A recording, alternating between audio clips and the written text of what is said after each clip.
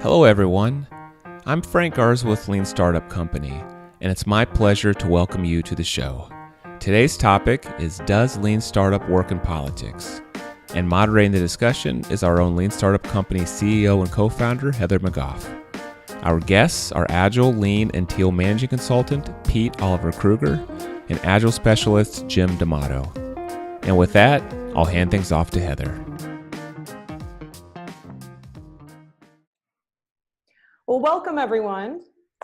So I met Pete years ago in Washington, D.C., and we've since kept in touch. During a recent exchange, we were fired up about the state of politics today, which led to a brief discussion about the need to apply Lean Startup to politics. So I invited Pete to do a webcast with me, and he asked if his friend Jim could join. So we hope that this webcast will inspire you to apply Lean Startup to politics. And if you have an idea that you think could change the country, we invite you to put it to the test, because if it doesn't work out, we want you to move fast to your next idea, because it, or the one after that, could indeed change the country. So with that, I want to go ahead and have Pete and Jim introduce themselves. So welcome, guys. Pete, tell us a little bit about yourself. Thanks, Heather. My name is Pete. Last name is Oliver-Krueger. It's really long, so people just often call me Pete OK. But I do a lot of work with Lean Startup and coaching not only startups, but also large enterprise organizations, like one of my customers like USA Today, and really looking at, how can you take these principles and apply them in any kind of context. I've also done this work with a church, as well as the startups that come through the DC Lean Startup Circle, where I'm one of the co-organizers. And these things are really applicable in a lot of different places, in a lot of different areas. It's just kind of generally about reaching out and trying out new ideas. So when I get passionate about sort of the politics side of things, I pull these techniques out as well, and I try these things. And one of the things that I did in that space was working with my friend Jim Damato on his project, which is called TruthinessCheck. And so we took Lean Startup and applied it to fact checking during the 2016 election between Donald Trump and Hillary Clinton. You want to say a little bit more, Jim? Yeah, hi, Jim Damato here. I am an Agile Specialist that lives and works in Washington, D.C.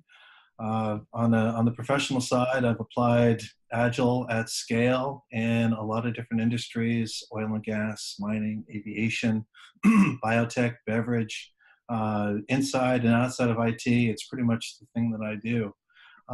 For a while on the side, I had a startup called TruthinessCheck, and it was an attempt at taking the misinformation out of politics by crowdsourcing political fact-checking. It was a great idea at the time, and as time went on, it proved to not necessarily be such a great idea. Looking back on it, I wish I had learned about Lean Startup a lot sooner, because I might have figured out the right way to pivot a lot sooner. Well, this is really helpful. Not everyone is open to talking about their missteps. In fact, there used to be a conference here in San Francisco called FailCon, and there were some founders who were open to getting on stage and talking about this. So we really appreciate you being with us, Jim. So let's back up just a little bit. And I'd like to have each of you just mention how you first learned about Lean Startup, this methodology, this framework. Sure, I can take the first run here. So I found out about it because I had my own startup. I was building software for quite a while, and had this idea that execution, knowing how to build really great software, meant that I could go out and resell this software. I'm not going to tell the whole backstory of my startup, but it needs to say it was not doing very well. And when I went out to sort of seek out some advice, somebody turned me on to Lean Startup and Eric Ries's book, and he was actually coming around and doing a tour in DC with the DC Lean Startup Circle. And so I met Kevin DeWalt there, and he was the first person to sort of introduce me to what this Lean Startup stuff is. I did the Lean Startup Machine workshop, ran my startup through that. Had some great work, great learning coming from that, working with Trevor's organization there.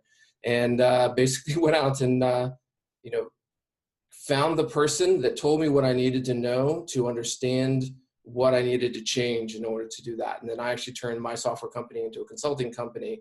And then that consulting company led me to where I am right now, which is consulting with Lean Startup to larger enterprise organizations. So it was ultimately a success story, but it was a lot of failure getting there.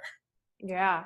And Jim, if you could briefly mention, where you heard about Lean Startup for the first time. And then I really want to dig into what attracted you to the idea behind TruthinessCheck. Yeah, thanks. So I had, through all of my Agile expertise, built a product that I thought was enormously on target for exactly what I had in my mind. And when I released it into the market, it did a big old flop. I got absolutely no traction. I don't remember quite what Google searches I used or who I talked to, but the short story is I ended up at a weekend boot camp called Lean Startup Machine back in 2014. It was where I met Pete at a cocktail party after the weekend was over. Pete and I talked. Why are you here? Well, I'm doing this. And that sounds like an interesting idea. We didn't work together really quite right away. Well, a little bit. He did a little consulting for me. We stayed in touch, and then he got back involved again. And, we did a lot of pivoting and persevering and trying to figure out what the right fit was until we both kind of went, it's time to go do something else. Mm-hmm. So why did you think we needed TruthinessCheck at the time? Again, because we're taking it way back to, before Trump was even a twinkle in our eye. It's way back to, 2016 or before. I've read a lot in the Washington Post and other political sections of newspapers, and the fact-checking craze was just sort of coming into being. With factcheck.org and Snopes and PolitiFact, and the Washington Post had a fact checker of their own. And I remember thinking to myself that all these organizations were essentially hampered by the scale at which they could deliver, the resources that they had. And I thought to myself, oh gosh, what if you can sort of make the Wikipedia of fact checking? I started studying, I learned about something called argumentation, which is the study of how argument works. And I thought, hey, this could be the answer. So I started going along with it. Everybody I talked to thought that it was going to be a great idea. And, like I said, I fed on that and built something that I thought was exactly perfect for it. Got no traction. And so then, what was the hypothesis for TC, we'll call it? Sure. So early on, I didn't have one. It was that if I was to sort of reverse engineer, it was that I thought the world needed some of this stuff. The world, that the existing fact check organizations were sort of insufficient and limited. And this was back in the Obama era, before the current occupant in the White House started taking so many liberties. And I don't say that negatively, regardless of what side of the aisle that you're on. When Pete and I started working together again, the first hypothesis was, can we get any traction with this? And we went through a bunch of iterations. We dumped the custom system that I had spent years and a lot of money trying to build, and stripped it down to something that was much more of a concierge style. It was a hard mental transition at first, and I realized that we were able to be a lot more flexible, that we were able to shift a lot faster, and I didn't have to get something programmed to go and get feedback on it. That was the big friction point to making progress, making updates. We actually just stopped and leveraged a blog, and we were able to put some things together and go so we get traction. And we did to some degree, but we found that there was then another problem. the problem that people had inherent biases that they couldn't overcome. And so then we set out with another hypothesis that could we get people who didn't agree with what they were reading to set their biases aside? And the thing that we sort of settled on was no, we couldn't. And it was at that point where, we sort of had to have the realistic conversation with ourselves and say, let's go do something else. So we're thinking about applying lean startup to the process. What was the MVP that you did build, and it sounds like things didn't go perfectly. Tell me more about that. Yeah, the first MVP was a custom system that I built for myself just to see if I could get the data model to work. I said, okay, well, this looks good. Let me see if I can flush it out some more and put some more features in it. And I was really excited about it. I was building it myself. I ended up getting a gentleman I found on Upwork, a guy named Pankaj out in India. He and I had a great relationship. We worked well together. He was building exactly what I had in my mind, and I kept adding more features and more features and more features because I wanted it to be engaging when I released it onto the world. Upon which time, when I released it onto the world, like I said, it got zero traction. So, what were some of those features that you built? The one that I look back on and thought that this was truly frivolous was the ability to sort based on some sort of a voting characteristic. I was just completely gold plating because I wanted it to be engaging. Everything that seems to come out seems to be so feature rich, and I didn't want to miss that window. But again, I hadn't tested the basic assumptions. I just had a gut feeling. When I moved forward and restarted, working with Pete, we stripped it down and it was about putting the fact checks in by hand, which was really great.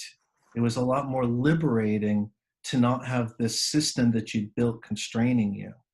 And, that was sort of one of those fundamental shifts in my mind of be able to adjust and pivot as you need without it suddenly being a software event. Mm-hmm. So Pete, tell us a little bit more about that stripping it down. And if you can be as specific as possible too. I learn best by example. Sure. Yeah. And what he had was basically kind of like a debate engine, a chance to throw up different ideas on both sides, to be able to do some research, pull back some ideas, and, basically hash something out online. That sort of inspired me and grabbed me a little bit because I had been playing with some ideas of an alternative for Wikipedia. Because like one of my biggest frustrations is that you put up an article and then somebody can come by the day after and completely erase all your stuff and put something else up, completely different. And there's no debate, there's no talk, there's no discussion on it. And I felt like that was kind of the core of the problem that we were tackling in the debate process. People would just throw up this argument with no discussion about the validity of the argument. And so Jim's platform gave sort of these ideas and these approaches of, how we could do some of this debate. Like he said, he did like a bunch of study on argumentation and all these different aspects of stuff. So, it had like that promise, to that. But of course, that doesn't mean that it's going to translate into actual discussion and going to pan out the way that you think it's going to. So when we put it out there and it's like, all right, the first thing we're going to do is we're going to take your interface that you've built and put it in front of users and have people use it and have them click through it and see how they do on things. And I want you to measure their emotional reaction. It's one thing I always drive when I'm coaching on Lean Startup is going back to Simon Sinek's Start With Why, and he talks and gives a great introduction as into why emotions are great leading indicators as to whether or not people will engage with a solution. So I had him go through and sort of, mark, what was that emotional reaction that people had as they were using your system. And he came back and said, unfortunately, like people just aren't, they're just not excited or, and it was trying to translating into what was going on. So we kind of looked at, what were all those pieces, and we started looking at the technology part of it first. Is there something that we could change? Should we change this interface piece? Is it too many pieces? Should we simplify it? And that was sort of our idea of like paring down, because he didn't really have like an MVP to begin with. He had gone way, way, way past sort of the idea of MVP. So I was like, all right, well, let's bring this back down. So the next thing that we build, we want to build with as little effort as possible. So I went all the way back to, the basics of the training and said, all right, so what's our riskiest assumption that if this can't happen, then the whole model falls apart? And it really was, well, the whole point of this is to get people to change their minds. That's why people want to go get fact checks, because they have their brother, their uncle, their friend who holds a different opinion, and they're like, if only I could get the right information and tell them what they have wrong with the way that they're thinking about the world, then I can get them to see my point of view, and then I'll have them over on our side, and we can start to build up a momentum. And that's like the thought process that goes through everybody's head. And as we went out and talked to people and did some of our interviews, we had a lot of that. We started with that theory, and that was confirmed. That's the way people are really kind of thinking about this. We want to be able to convince somebody in our friends or family circle that they just have all the wrong information, and that if they could just see my side of the argument, that they would switch. So I ain't gonna lie, this sounds a little academic to me. You're talking about using emotions as leading indicators. At a certain point, you had to talk to customers. So like when it was time to go out into the world and talk to some folks, like what did you approach them with? Who were they? Where were they? And what did you learn? Because you did mention confirmation bias earlier. I want to dig into a little bit more around these conversations you had with people. Yeah. So we set up a couple sessions with I think we did some by phone or like Zoom conference like this with screen sharing, so we could put up like sort of an interface and have them look at stuff. As we started paring that down and really just getting to the idea of could we change somebody's minds, we went and sat in some coffee shops. We grabbed, people that we knew that were from, the other side of the aisle or maybe the same side of the aisle, and brought some different formats to them. They were like, all right, so if you looked at this fact check that had these details here, then, would that change your mind? And so, for example, we had a couple formats that we did. So we first just laid out, we just typed up on a Word document a fact check about, I think it was Hillary's emails was one of the early ones. And there's a lot of debate going back and forth about whether or not she should be going to prison for this or not going to prison for this. And so one of the first things we tried was we laid out the logic. It's like, all right, so for her to go to prison, these certain things had to happen. I don't remember all of them exactly, but like she had to have known that the content that she was sharing on email was classified information, and then knowingly shared it to somebody else, and have that information get out to somebody that was outside that sort of sphere for it to be legal and for her to be put into jail.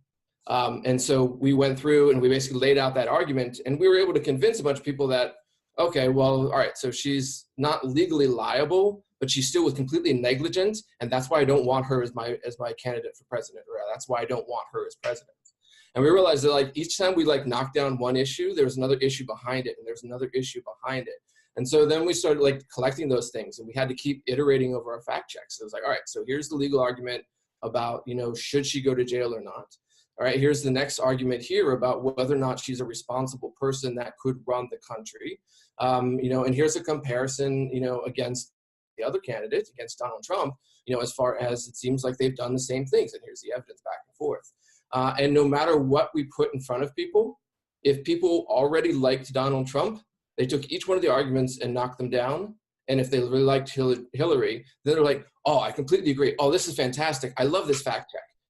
And we started noticing this pattern that if you agreed with it, then you really loved what we were doing and you wanted to grab it and you wanted to share it out to all of your friends.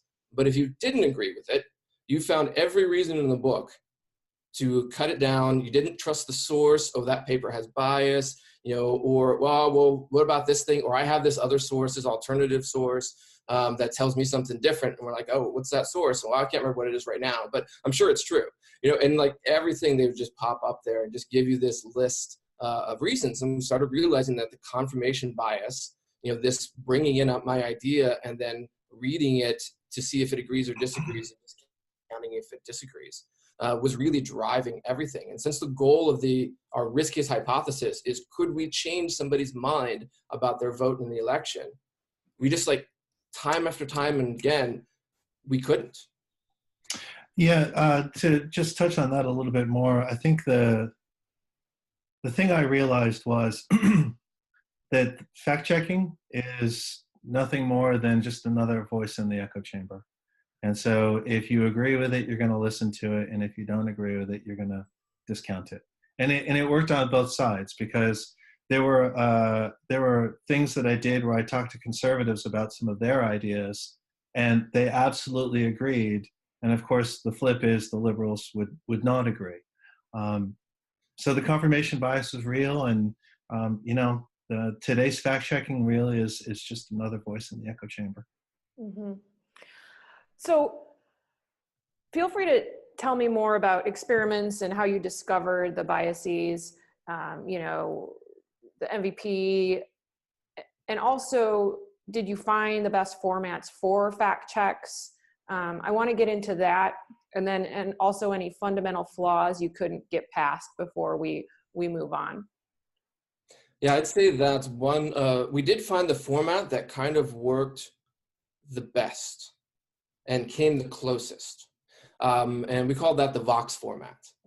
So one of the things we found out was that the idea of listing, paragraph form of this description about all these things, or doing excerpts from the sources themselves or from the newspaper articles, people just their eyes just glossed over, and they couldn't sustain it, that kind of stuff. But if you took, here is point number one, and then here is one source that tells you this. That was, let me come back to a different format we did later.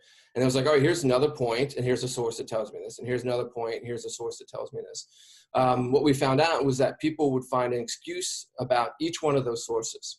And they would tell us, these are the sources I trust, and these are the sources I don't trust. So we got smarter after that. We're all right, so we're gonna take each one of these things, and we're gonna find multiple sources for each one. And we're gonna, pull from both sides of the aisle as far as these sources, and collect this information, where all these different pieces coming from. And, so each side could look at it and see a source that they trusted from each side. And then we outlaid that, and then we layered one other piece on top of that, because that still wasn't quite enough, when it came to some issues like the legality part. And so Jim was suggesting, he was like, well, what if we pull in some of this argumentation stuff? And I was like, well, let's give it a try and see if we can do argumentation in a very simple form. So we found that there were basically three types of arguments. One's called parallel, another one's called serial, and the third is called convergent. And these kind of hold up in the legal sense for this as well. So a parallel means that if any one of these things is true, then the whole thing is true. A serial says that if A has to be true, and then B has to be true, and then C has to be true in order for the whole thing to be true. And if any one of those is not true, the whole argument falls down. And the last one was convergent, was this idea that all of these things have to be true together. So if any one of these things is not true, then the whole thing falls apart. And so we started laying out and gave a little bit of education at the top and said, so if this fact check is a convergent argument, or this fact check is a parallel argument. So here's point one, and since this is in parallel, then that means any one of these things could be true to make this a true argument. And here's the sources, and we see that this one is true according to source number one, false according to source number two, and true according to source number three. And so we kind of gave it like a rough score of it's 66% true. And then sort of, started bringing in some metrics and some ideas of how can we measure amongst all the different sources. And that started giving people, it kind of knocked people out of their emotional brain and into their neocortex thinking brain, which really just, got them to open up the door to thinking differently. And that was the thing that we needed to accomplish. That was what was most important. Yeah. And so we were kind of happy that we kind of found this format that works really good to convince other people to do that. But it takes knowledge, and it takes experience and understanding of how to write in this format in order to get it done.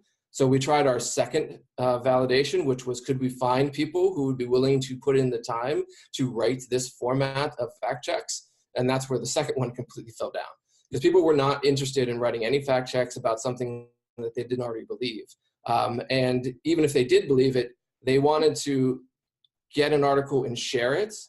They didn't want to go out and do the research and collect all this information because that took way too much time, and they were in the middle of an argument with somebody else, and that wasn't worth their time. Mm-hmm. So we, sort of validated the problem, and we figured out what that was, and we came up with a good solution.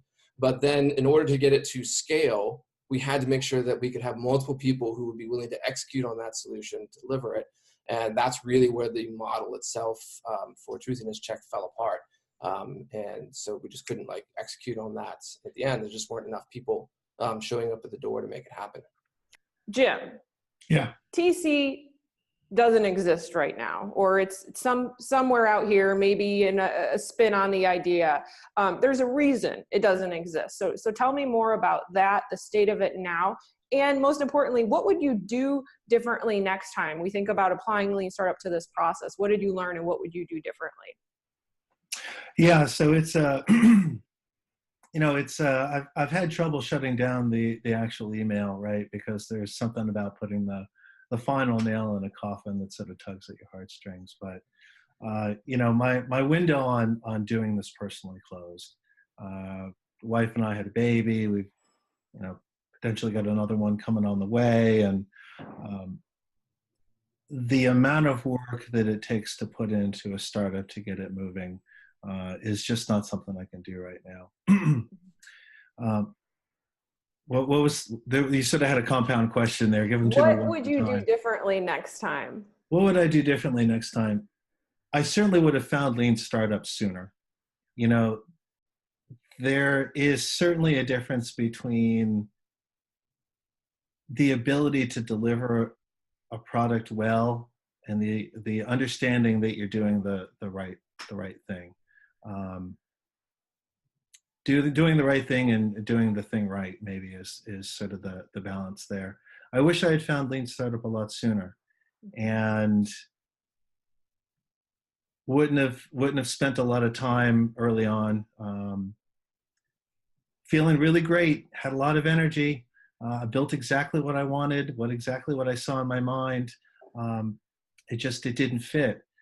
Here's an example. One of the first prototypes that I built was web-based for what you would use on your workstation. And I showed it to a UX specialist, and he's like, I completely see what you're trying to do here, but if I can't do it with my thumb, I'm not going to do it. Mm-hmm. And I remember just being like, oh, mobile first. And then, of course, you've got to go through the mental churn of trying to rearrange everything that you've got in your head and put more prototypes together. Everybody seemed to really love the idea. Everybody I talked to said, the world needs this. Looking back on it, was I asking leading questions? Were people being nice to me?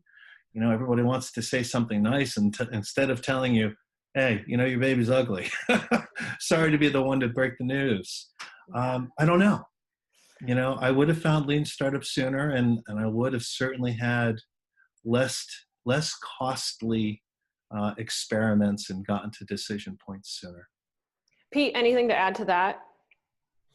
I think, I always try to nail it down to, there's 3 steps to creating any startup or new idea or anything like that. You have to have a problem that emotionally is activating for people, or else they won't leave the thing that they're currently doing. Then you have to create a solution that also gets them emotionally activated, so that they are inspired to come to you instead of just leaving what they're doing before and going someplace else. And then you also have to have the ability to do it at scale. And you have to sort of hit each of those 3 things. And so he was really focusing on how do we do this at scale with his original idea. And I was like, we need to dial this back to the first step. We have to validate that we have a definitive problem that gets people activated. And we said, yes, we do. Fantastic. We have to validate that we can, do the solution. Yes, we do. We've got one, took multiple iterations, multiple different chances of trying things out until we found the right one that worked. And that was great. But then we fell apart when it came down to the scaling side of things. So the faster you can go through testing each of those 3 things, the more chances you have to keep going back and going back until you run out of time or money. Yeah. Yeah, we had put certain metric ideas into place for how we were trying to measure this. How many page views did we get? How many shares on Twitter or Facebook did we get? How many people signed up? How many people contributed, something substantive, in a comments section? We had low engagement.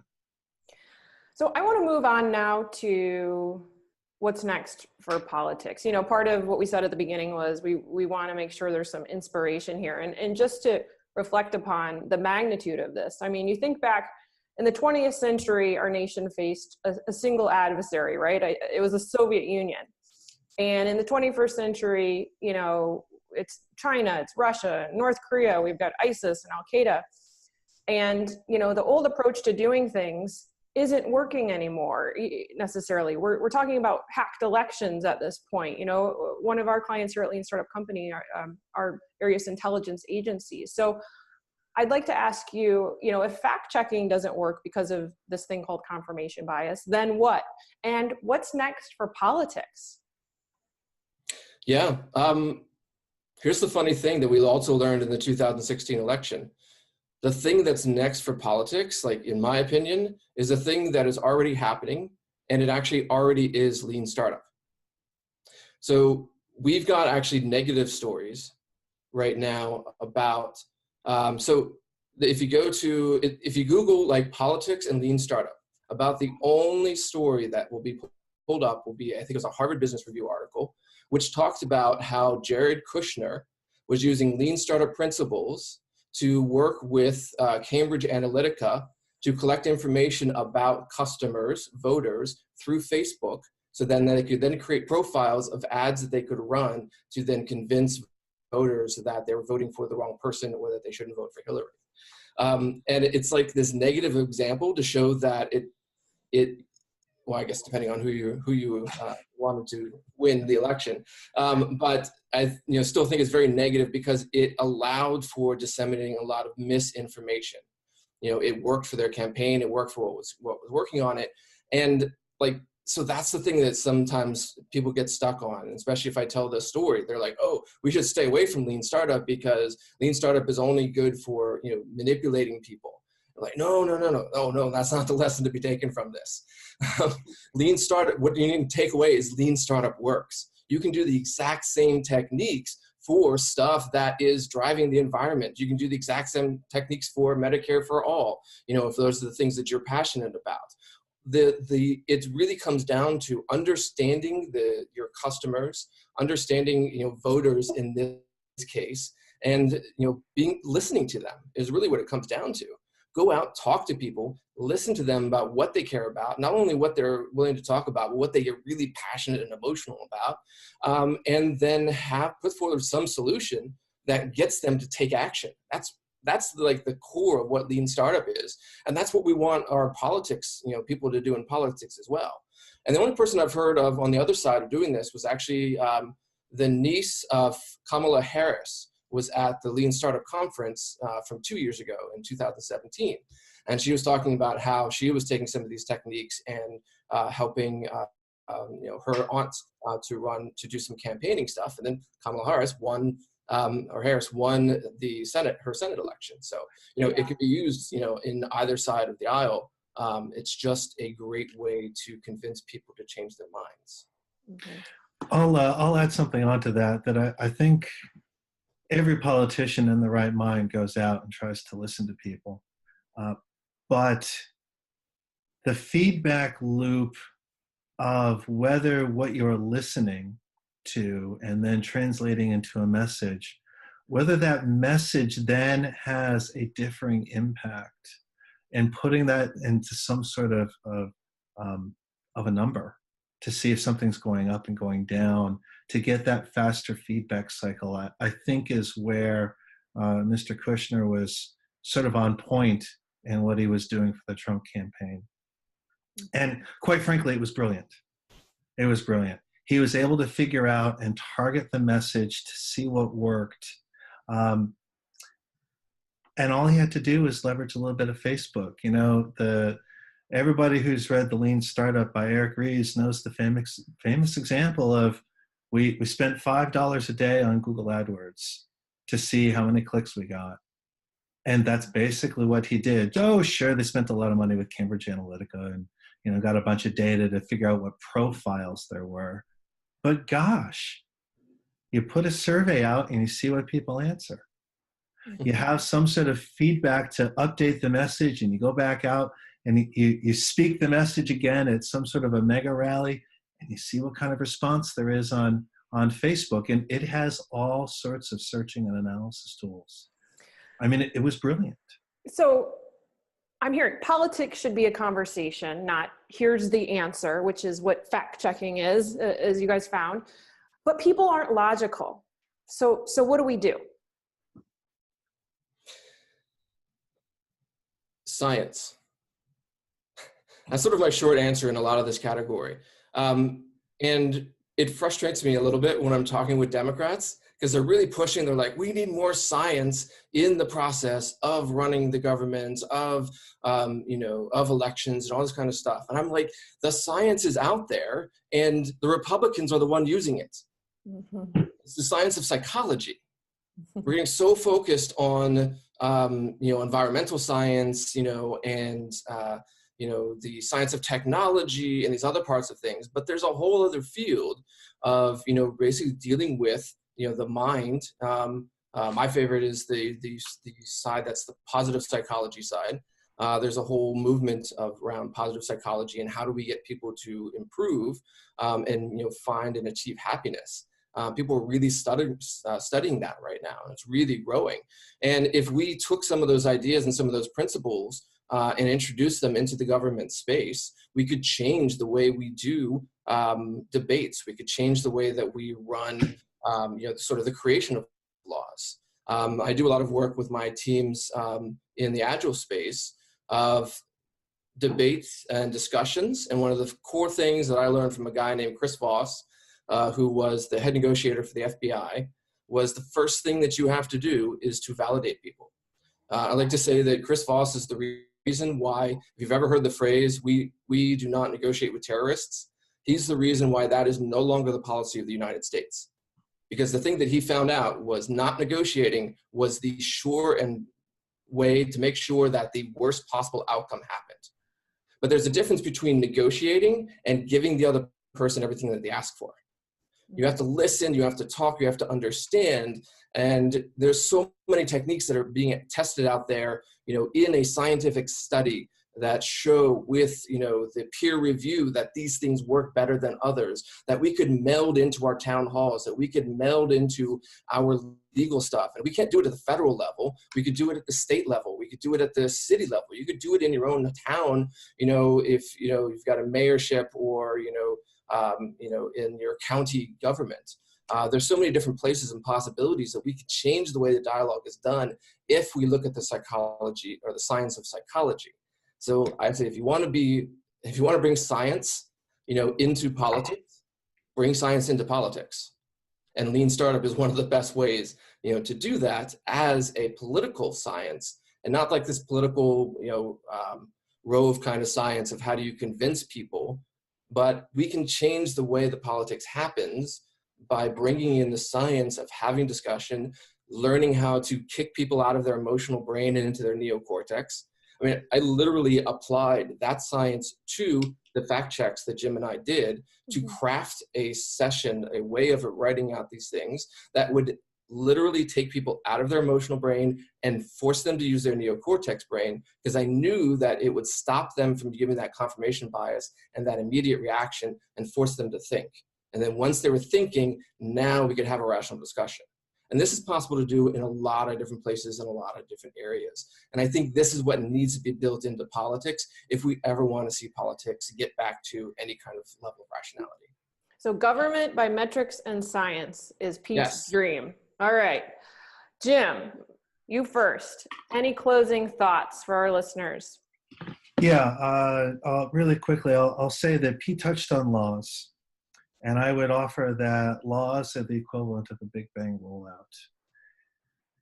It would be a lot healthier, I think, for our society if anybody putting some sort of a law in place first tried to do something small to see if it had an effect. We don't have anything that says, oh, the law should do this, and if it doesn't, oh, then it should be automatically repealed. Some sort of an auto sunset or auto repeal clause. I get that that's inconvenient for anybody who's in power, but you know what? It certainly puts your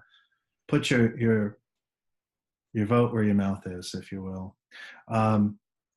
And Heather, you're saying that people are not logical.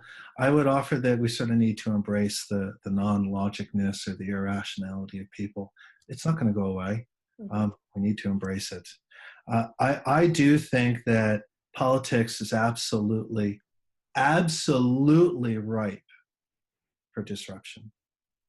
And the people that can figure out how to apply this in some sort of lean startup in some sort of a beneficial way, I do believe that somebody out there can change the country.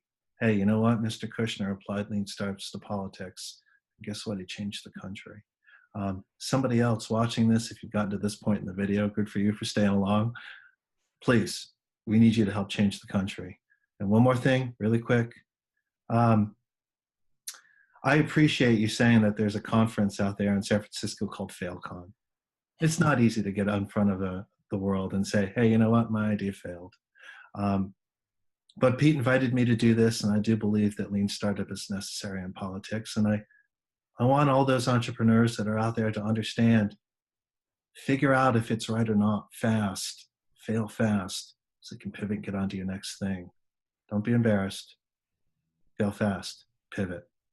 Pete, what do you have? I'll take that one step further and say learn fast is really the main goal here. I wish if there's anything I could do to change somebody else in the past, I really wish that Eric Ries had called it measure, learn, build loop instead of the build, measure, learn loop, because you don't need to build everything. And that's usually the biggest trouble that I have in working with anybody that I talk with. There's always learning to be had, and whether it's politics, whether it's software, whether it's any kind of a service business, there's somebody out actually coming down to laws. Jim mentioned like sort of this big bang thing, but like laws are basically waterfall. We spend all this time at the beginning to define what the law should be. We spend all this time into it, and then we go through this implementation phase and deciding the implementation phase, and then we push it out there, and that's the law of the land, for decades until somebody comes back around and changes it. It's not working for software. It shouldn't be the way that we run laws either. And that sort of being done by metrics or law by metrics would be fantastic. But even more so, if we got a new law that we think might help, there's other places that have already tried this. And if we spent our time collecting information about where throughout the country these different techniques have been applied and whether or not they worked or didn't work and look at the data, then we can come up with a model and say, well, what if we tweak this thing? Would that work? And have like one area of the country or one state do it, or one community do it, and do it in a few different places and see how it works. This iterative small scale model. And then once we find that thing that does work, then roll it out, across the entire country and turn it into an actual law. I mean, that's sort of like the dream for me, but it really comes down back to those fundamentals. Measure first, then learn something from that. And only after you've learned something, do you build something. Yeah. Well, thank you, Pete. And thank you, Jim.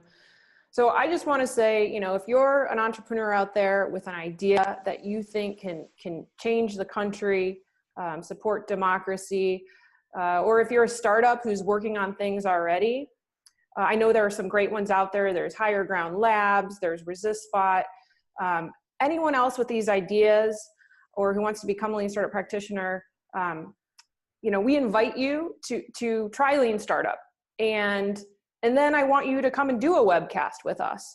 And if along the way you have questions, you have my commitment that we can support you in answering those questions. And I want to ask you, Pete and Jim, because I know we're not doing this for the media hype. We're nerding out on this, because we really enjoy it. And frankly, we really care. So are you committed to answering questions that some of these folks have? Definitely. Yes. Yeah, I thought so. All right. Well, thank you guys so much. And thanks to all of our listeners. Have a great day, everybody. Thank you, Heather. Thanks, Heather.